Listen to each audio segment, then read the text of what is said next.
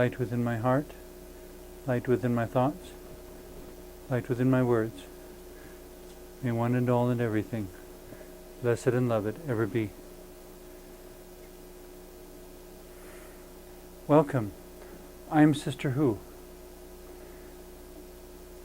When people ask me, what is my show about, after all, the best description I've been able to come up with is that it's common sense discussions of issues of life and spirituality. Frequently the two being so interwoven that it's hard to talk about one without bridging into comments about the other. Life and spirituality. The spirituality, the intangible but very real part of ourselves and our relationships and our world. It may not be concrete, it may not be made of actual matter, and yet it shapes and defines the way life unfolds. What we believe, how we feel, how we relate to that which is greater than ourselves, and how we relate to that which is less than ourselves. There are so many discussions that I would like to have, and ideally it would be wonderful to have someone as a guest on the show who would represent that perspective so that we could have a dialogue and scratch the surface in meaningful ways. Because I'm not able to always find adequate guests who are willing to come on the show and talk about things with me, I given a choice between not addressing the subject at all and saying whatever I can about it in the most humble and hopefully insightful way I can, I guess I would rather speak up. And perhaps if I say something that people don't like, it will encourage the conversation and the dialogue to begin. As always, as I said in a number of shows, if you have a different opinion, if you want to come on the show and talk about this and give your perspective, you are absolutely welcome to do so. Just contact me through one of the means described in the website that I always list in the end credits of the show, basically sisterwho.com, through the internet. In any case, today I wanted to do a little bit of discussion about the relatively modern profession of life coaching. And I have a number of acquaintances and friends who describe themselves as being life coaches. And my intent is not to extend any judgment toward anyone by anything I say. These are, I'm seeking to address the subject, not attack the person. I think that which is true and which has genuine integrity and credibility can in fact stand up to all the questioning we can throw at it, up to and including Sister Who. When people ask, why are you Sister Who, and why has this work been going on for over 21 years now, and what good do you think you're accomplishing, and how do you know you're accomplishing any good at all? These are all questions that I need to be careful not to run from, but to be willing to face and address those questions and acknowledge why, even when I can't answer, I still feel the need to persist. What principle or belief or point of faith or something keeps me going. These are the sorts of deeper discussions I would love to have with life coaches as well.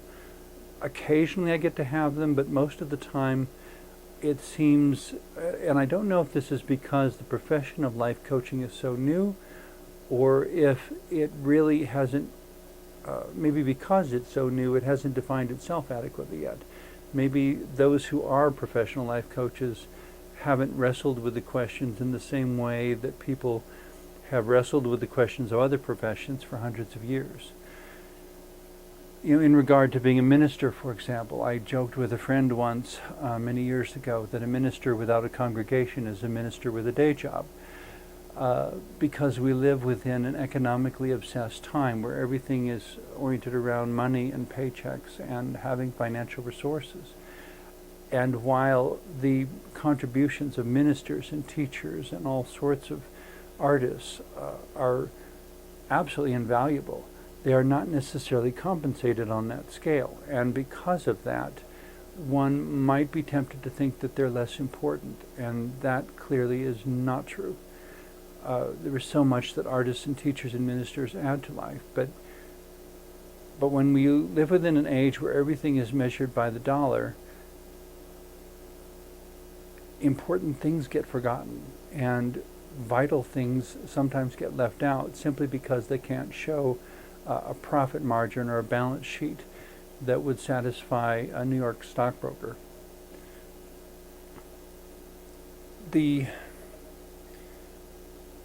For me, it is a very small step actually from a life coach to a minister. And the essential difference perhaps would be that the life coach is not specifically oriented toward spiritual issues, but is often more oriented, in my understanding, toward relational issues, toward personal growth progressions, but not necessarily the relationship between the individual and whatever is greater than that person, be that nature or God or the universe or principles or ideology or the world or whatever you want to name. There is some relationship between the individual and that which is greater than the individual, which opens this whole nother dimension of being. And if we totally neglect that, to me you have an incomplete person. All that being said, the thing that seems a little perplexing about both ministers and life coaches is that there seems to be a certain inclination to thinking that these professions should be provided free of charge, that they should be generous gifts to humanity, that in some sense the ministerial role is one of service to the congregation or to the whole of humanity or to something outside of the self. And in that sense, to me, life coaching sufficiently imitates ministry that it could be considered a form of ministry, but I don't know that I'm prepared to go out on a limb and say that life coaching should be given free or that ministerial services should be given free. The problem we live with in our current time is that we have the value or the place of money and service in our world has been flipped upside down by greed and narcissism and selfishness. Money was created as a tool to serve the community, to serve the quality of life, but the way it is employed so much now, it's as if life was created to serve money, as if individuals were created to serve the corporation, instead of the corporation being simply the resulting conglomeration of all the individuals working together towards some common goal. But it's not the corporation that mattered, it's the fact that you had people, lots and lots and lots of individuals who were acting collaboratively, because there was at least a minimum of mutual concern for each other and for creating a community and a sustainable life together. And that the corporation was simply the tool by which this happened. But again, it seems that so many things have gotten flipped on their head, and suddenly, instead of money being the tool that serves humanity, humanity is the tool that serves money. And as is the case with so many other things. When it comes to life coaching and ministry, on one hand, I would say the community needs to be aware of the contribution that these things make and be sure that those who do them are supported in a way that they can continue to do them. That it's not about someone doing without in order to be a service to humanity in some sort of martyrish way, but instead that it's the community saying to the life coach or minister, you are a valuable part of our community, and so we are going to support your ability to continue making your positive contribution to our community. But whether that means money or whether that means providing a house or food or clothing or whatever, they're all points of negotiation and ways that communities create official and unofficial contracts with specific individuals within the community. The thing that worries me about both professions, I guess, And there's no right or wrong answer to this. It's simply identifying a problem, because I don't have a perfect answer for it either. And that is how to decide, I don't like to use the word qualified, but who are the most recommendable people to be in that profession, and how do you screen the process so that those who have integrity and who have dedication to the particular position of service are the ones allowed to do that position of service, and that those who are simply looking for a get-rich-quick scheme or an easier life,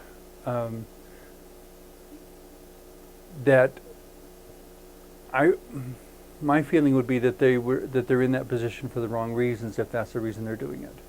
I was talking with a friend about going to theological school, and she said she had visited the same school I attended, and someone had made the comment that the reason they were going there is because it promised to result in a financially stable life. And she turned around and walked out because she said that was absolutely the wrong reason to be going into ministry. And I had to agree with her. You know, when it's not about serving the growth of others, but when it's about serving your own economic and physical survival, something has become toxically narcissistic. It's as if all this interconnected relationship that is supposed to be the web of relationship between, the web of connection between you and everyone around you, instead all becomes turned in on yourself, and it becomes kind of a restricting, confining straitjacket of sorts. And the work of personal and spiritual growth never gets done.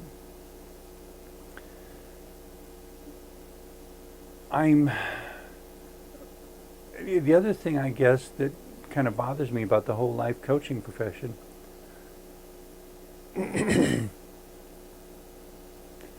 is that it applies somewhat to ministerial roles as well. If people decide that what will answer their need is a minister or a life coach or whatever, or a psychologist, then there will be those who will notice that and seek to profit from it. And to me, it's doing the right thing for the wrong reason. To look at becoming a life coach because that's what everybody's paying for these days. Becoming a minister because that's what everyone's paying for these days. But as soon as you've got people who are moving that direction, then they become a consumer target for yet another branch of marketing, which is to say, if you want to declare yourself a certified, and I always think certified by whom? Certified life coach, certified minister, certified dog catcher, certified whatever. Somebody out there will be happy, I'm sure, to design a very expensive program where they delve into every single aspect of this profession that they could possibly imagine, and to educate you in all those things, and ta-da, here's your certification. Certification doesn't necessarily mean you'll be able to do the job better than anyone else. The knowledge that has been presented as relevant to the field may not, in fact, have any application. More importantly, the fee that is charged for that education may or may not be something that you will ever recoup in the wages that position gets. And so it kind of becomes almost a scam on the student, hoping, incidentally, that the student is not trying to scam the general public. That when somebody comes to a life coach and says, how do I deal with this situation? The life coach has more than simple platitudes to offer in response. My thought is that most certified or competent life coaches would, but I saw some of the people who graduated from college with me and who graduated from my master's program with me, and I don't know that I would want to put anyone's spiritual or personal health in their hands. They may have completed all the requirements for the degree to frame and hang on their wall, but I wouldn't consider them competent to deal with the various people I've met over the years. And so what does the degree really mean? I suppose as much or as little as you want it to. It's still, life doesn't come with guarantees. There's no guarantee. The degree doesn't guarantee that you will get a person who will give you the right answer. Ultimately, what the certifications and the certificates and the degrees mean is that this person has gone through a certain training, read a certain collection of books. They may in fact be more equipped than the average person to deal with whatever the situation is. Then again, they may have slept through that class and they may not be able to apply what they learned. In some sense, it kind of comes back to the old adage of let the buyer beware, but I'm really not the cynical sort. I'm really more the optimistic sort. And so it becomes a little problematic for me to be out here on the show saying, okay, so what does one do? Are we all, is it all a matter of chance? I guess the point I come back to is saying that we are each other's guardian angels and we need to be there for each other. And ultimately, in many situations, the best resource we have is each other.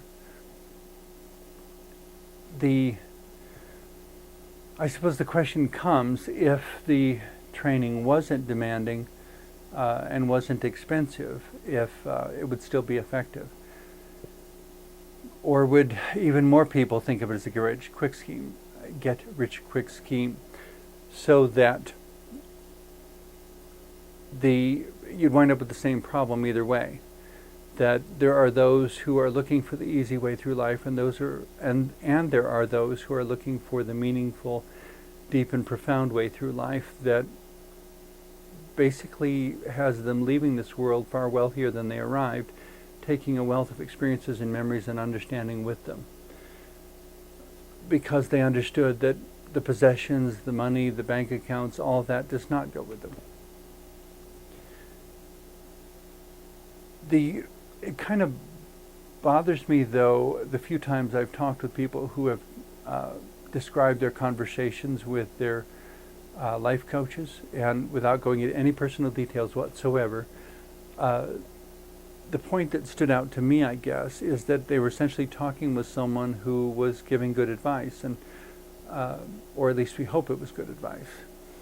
It kind of reminds me of the same sort of conversations that used to happen for free, in times past with neighbors across the fence or whatever, when people functioned as a community, and when somebody was hurt or discouraged or depressed, how the community responded, and people noticed when they weren't there. And now if I don't show up for a particular class or meeting or church service, in all likelihood nobody will call during the following week to see what happened to me, or if I'm still okay, or if I'm in need of anything. Which suggests to me that people really aren't watching over each other as much as we need to. Conversely, if we do watch over each other, and we're doing all the positive relational stuff, it then would leave me with the question of, so how did this happen in the first place? There's something we're overlooking here, because there's no effect that does not have a cause. So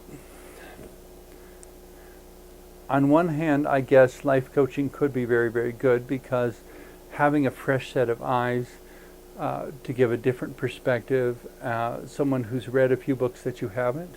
If you're looking for a life coach and you find someone with whom you seem to get along very well and all that, could be good. And then again, if it's only because all of you have read the same books, it may be more helpful to find someone who's read some books you haven't read. But it comes back to this question of holding each other accountable. To not allow oneself to be charged for something that was not actually an improvement or a help. To not allow someone to bill themselves according to a particular name that they can't necessarily demonstrate. If someone hangs out a sign in front of their house saying that they're a competent plumber, you would expect them to be able to fix pipes, so that when your pipes break, you call them, they come and they fix it. If when your pipes break, you call them and they say, well, I'm not actually a plumber, well, then you're in a mess, because you thought you could call someone who would fix it, and they're saying the whole thing was a lie, and your trust gets betrayed. And that doesn't need to happen. So, when it comes to life coaches, are they simply giving good advice just like any friend would? And should our good friends start charging us for all the advice they give out? Or, I guess in my opinion, should we just get to the point where we don't use money the same way anymore because it got in the way of us caring about each other? To not use money as a destination or a goal, but to use money as the tool it was meant to be, the opportunity to demonstrate whatever good we can more than somebody else could.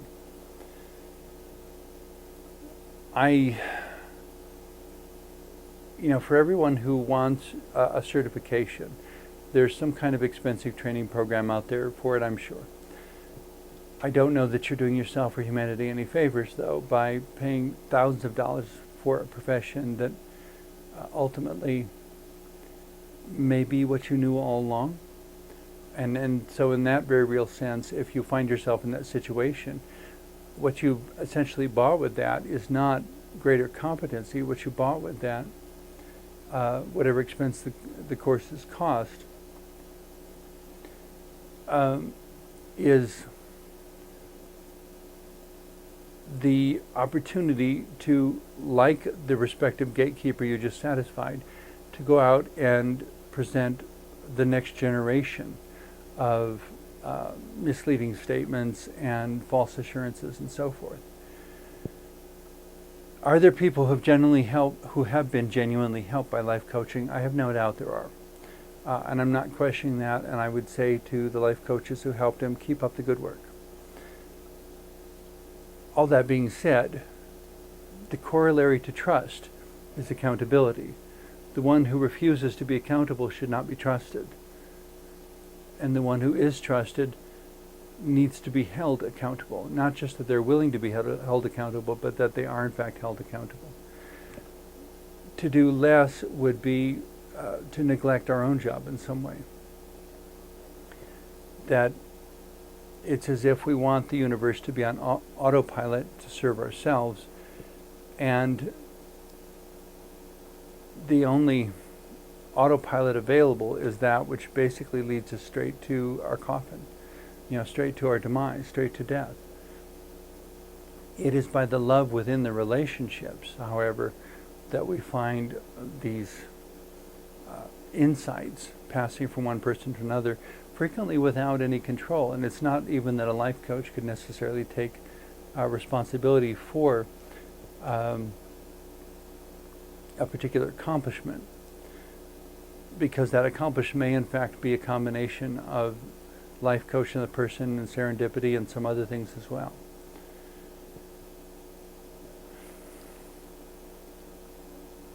If somebody wants to tell you how to live your life, though, the primary danger that I guess jumps out at me is to remember that you're the one who's going to have to live with the consequences of whatever choice they advise. That you're the one who's going to have to live with the consequences of what does or doesn't happen. And because the other person will not have to live with the consequences, it is not fair, just, or right for them to be making a decision for which they will feel no consequences. That, to me, I guess, comes back to this accountability trust thing. Can you trust yourself? Well, I would say only if you're accountable to yourself. It rather reminds me of the Muppet movie where Kermit and his friends are driving this vehicle headed to California to become rich and famous and so forth. And in the end, they break down in the middle of the desert, and everyone's concerned about whether or not they're going to get there in time for the audition the next day. And Kermit goes off to have a talk with himself and basically comes to the conclusion that it's not true that he didn't promise anyone anything. Ultimately, what is true is that he promised himself. they're promises we need to make to ourselves as well. There are promises that theologians have insisted God has made to humanity that I don't know that God has completely lived up to those promises, but for whatever reason, that didn't encourage me to lose my faith in God as much as to understand that those who claim to speak on God's behalf and say, this is what God said, this is exactly what God said, and so this is what you have to do, it's entirely possible that God had absolutely nothing to do with whatever they're contributing to the universe at this point. If one is to become a life coach, it is imperative, in my opinion, to do it with an attitude of service and gratitude, not with a desire for wealth or postponement of dealing with some unpleasant thing they don't want to deal with, or it is ultimately about finding that place of integrity within oneself. And if a life coach can help, great. If a minister can help, great. Bear in mind that the minister and the life coach need support also in order to be and continue to do the work they do, but also understand that it is the congregation and the clients and the customers who teach the life coach and the minister what they need to know so that they will be prepared for the next person who comes through the door. It is not some magic wand that makes it all magically go away. It is something that reaches beyond oneself into greater and more holistic relationships.